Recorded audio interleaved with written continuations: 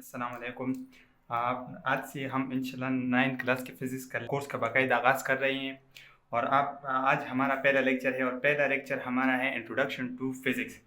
मतलब इसमें हम फ़िज़िक्स की इंट्रोडक्शन करेंगे। सबसे पहले लेक्चर है तो फ़िज़िक्स। फ़िज़िक्स हमारे पास फ़िज़िक्स जो है ना, physics is the branch of physical science which deal with the study of matter, energy and there mutual relationship. मतलब फिजिक्स जो है ना, वो साइंस की फिजिकल साइंस की वो ब्रांच है जिसमें हम डील करते हैं मैटर, एनर्जी और इनका आपस में ताल्लुक। मतलब क्या है कि इसमें हम दो चीज़ें पढ़ते हैं, तीन चीज़ें पढ़ते हैं। पहली जो है ना हमारे पास मैटर, हम पहले सीखते हैं कि मैटर कैसे कहते हैं। मतलब हर वो चीज़ जो जगह गिरी और अहमियत रखती है उसको हम कहते हैं कि ये क्या है, मैटर है।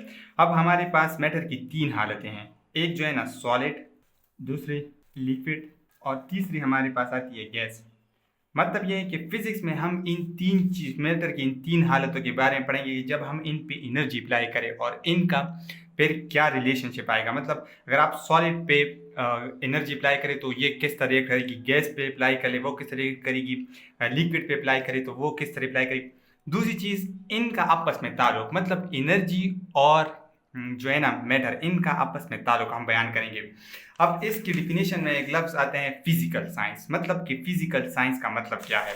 तो देखिए, हम शुरू से जाते हैं ना कि जब ये दुनिया में इतनी तरक्की नहीं हुई थी और ना ये साइंस इतनी तरक्की की थी, तो सारे लोगों के हमारे पास एक ही सब्जेक्ट था जिसको हम कहते थे नेचुरल फिलॉसफी।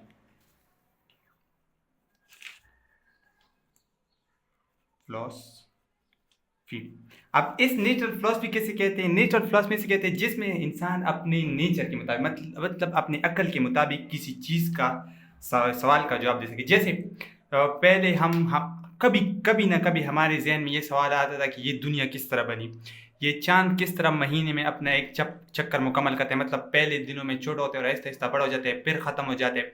तो ये कभी ना कभी हमारे जहन में कुछ इस तरह के क्वेश्चन आते हैं कि ये सारी चीज़ें हमेशा नीचे क्यों आती है, कोई चीज़ जब हम फेंकते हैं वो ऊपर क्यों नहीं चलती। तो इस तरह क्वेश्चन का आंसर देने के लिए हम नेचुरल फिलॉसफी का जिक्र करते हैं। मतलब नेचुरल फिलॉसफी का मतलब है कि उस वक्त के जो काबिल बंदे थे वो अपने जहन के मुताबिक, इनके दलाइल के मुताबिक अपना आंसर दे देते, और जिनका फिर आंसर सही हो, मतलब दलाइल सही हो, तो हम उनको एक्सेप्ट कर लेते थे। फिर क्या हुआ, थोड़ी सी लोगों ने तरक्की कर ली और हमारे पास एक इल्म आया जिसको कहते हैं, इससे बनी साइंस। अब साइंस किसे कहते हैं, वो इल्म जो हम तजुर्बात और मुशाहिदात से हासिल कर सके, उस इल्म को हम कहते हैं, वो क्या है, साइंस है। अब साइंस जो है ना, वक्त के साथ साथ लोग तरक्की होती गई, अब लोगों को साइंस को समझना मुश्किल हो गया। जब मुश्किल हो गया तो इस वजह से लोगों ने क्या किया, साइंस को हमने दो ब्रांचेस बना दिए। पहली ब्रांच बन गई फिजिकल साइंस और दूसरी हमारे पास आ गई बायोलॉजिकल साइंसेस। अब फिजिकल साइंसेज में जो हमारे पास आती है नॉन लिविंग थिंग, जितनी भी नॉन लिविंग थिंग्स थी उनकी जो स्टडी थी हम वो फिजिकल साइंसेज में करते हैं। दूसरी हमारे पास आ गई बायोलॉजिकल। बायो का मतलब ही जिंदगी है, मतलब जितनी लिविंग चीज़ें थी वो हम इनमें स्टडी करते थे। मतलब हमारे पास जो साइंटिस्ट आ रहे थे वो कुछ फिजिकल साइंसेज में चले गए, मतलब मैटर की उस हालत में चले गए जो बेजान हो, और कुछ जो है ना वो बायोलॉजिकल में स्टडी करने के लिए इनमें रिसर्च वगैरह की तरफ चले गए। अब जब फिजिकल में हमारे पास तरक्की होती है मैटर की, अब मैटर की दो तरह की स्टडी होती है, एक मैटर की प्रॉपर्टीज की स्टडी होती है और एक उनकी कंपोजिशन की स्टडी होती है। तो जो फिजिक्स की जो है ना एनर्जी के साथ जो रिलेशनशिप है उसको हमने फिजिक्स का नाम दे दिया, और दूसरा जो उनकी कंपोजिशन दूसरे मैटर के साथ वगैरह वो केमिस्ट्री है। तो इसमें हमारा आज के लेक्चर में, हमारे इस कोर्स में हमारा जो मेन मकसद है वो हम पढ़ते हैं फिजिक्स के बारे में। तो फिजिक्स क्या है, फिजिक्स साइंस की वो ब्रांच है जिसमें हम स्टडी करते हैं मैटर, एनर्जी और इनका आपस में ताल्लुक। मतलब फिजिक्स जो है ना, फिजिक्स में हम स्टडी करते हैं मैटर और एनर्जी और इनका आपस में ताल्लुक, ये किस तरह एक दूसरे के साथ रिलेटेड है। जैसे मिसाल के तौर पर आपके पास ये एक बॉक्स यहाँ पे पड़ा है, कोई भी आप आके इस पे फोर्स लगा लेते हैं और ये वहां से शिफ्ट होकर यहाँ पे आ गए।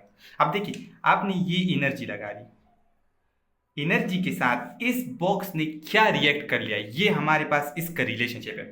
यही फोर्स अगर आप मिसाल के तौर पर यहाँ पे पानी पड़ा हो, वाटर हो, और आप इस पे यही इस तरह की एनर्जी अप्लाई करेंगे, अब ये किस तरह रिएक्ट करेंगे। मतलब ये दोनों मैटर है, ये सॉलिड है, ये लिक्विड है। अब ये दोनों फोर्स एक ही तरह की लगी, लेकिन ये क्या हो रहे हैं, एक अलग तरह का रिएक्शन दे रहे हैं, दूसरा अलग तरह का। तो इस रिलेशनशिप को हम फिजिक्स में पढ़ते हैं। Physics actually, the word physics is derived from the Greek word फिजियोक। जो वर्ड फिजिक्स जो है ना, ये फिजियोक से आकर अखज किया गया, जो ग्रीक वर्ड है, और इसका मतलब ये है कि द स्टडी ऑफ नेचर। मतलब ये है कि फिजिक्स में हम स्टडी ऑफ नेचर करते हैं, नेचर के बारे में स्टडी करते हैं। जैसे आप देखिए, दिन और रात अपने मकदार में तब्दील होते हैं, तो ये एक नेचुरल फिनोमिना है, और इसको आपके लिए एक्सप्लेन कौन करेगा, फिजिक्स करेगा। जैसे कोई भी चीज़ आप ऊपर से छोड़ते हैं वो नीचे आएगी, तो ये एक नेचुरल फिनोमिना है, और इनको भी हमारे लिए जो एक्सप्लेन करते हैं वो फिजिक्स ही करता है।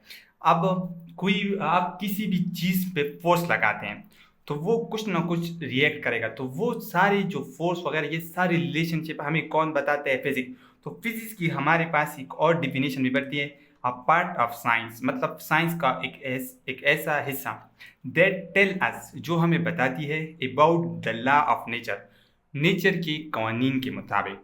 तो देखिए, आज का हमारा लेक्चर बस यहीं तक एंड होता है। तो इसमें हमने पढ़ा है कि फिजिक्स किसे कहते हैं, और फिजिक्स की कहाँ से डिराइव हुआ है, और इसमें थोड़ी सी हिस्ट्री के बारे में हमने पढ़ा है। अगर आपका कोई क्वेश्चन हो तो कमेंट में हमें ज़रूर बताइए। Thank you.